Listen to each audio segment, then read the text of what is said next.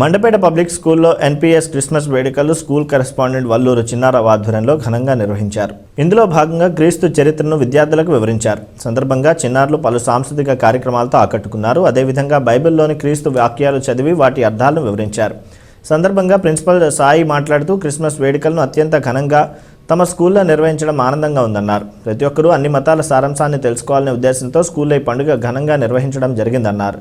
చిన్న వయసు నుంచే పిల్లల్లోని వారి మతాలను పూజించడంతో పాటు ఇతర మతాలను గౌరవించడం అలవర్చుకోవాలన్నారు. కార్యక్రమం చివరిలో క్రిస్మస్ తాత వేషధారణ అత్యంత ఆకర్షణీయంగా నిలిచింది.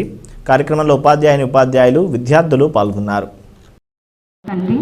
ఈ కార్యక్రమంలో నీ సన్నిధి మా మీద ప్రకాశింపజేసి కార్యక్రమం అంతా విజయవంతంగా జరిగేలాగా నీ సన్నిధి మాకు తోడుగా ఉండేలాగా త్వరగా రాను స్పర్శత యేసయ్య నామములో వేడుకొంచున్నాను తండ్రి. ఓకే.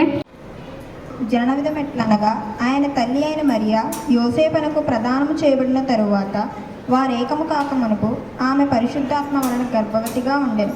ఆమె భర్త అయిన యోసేపు నీతిమంతుడై ఉండి ఆమెను అవమానపరచనొల్లక రహస్యముగా ఆమెను విడనాడు ఉద్దేశించెను. అతడు ఈ సంగతులను గూర్చి ఆలోచించుకొనుచుండగా ఇదిగో ప్రభువు దూత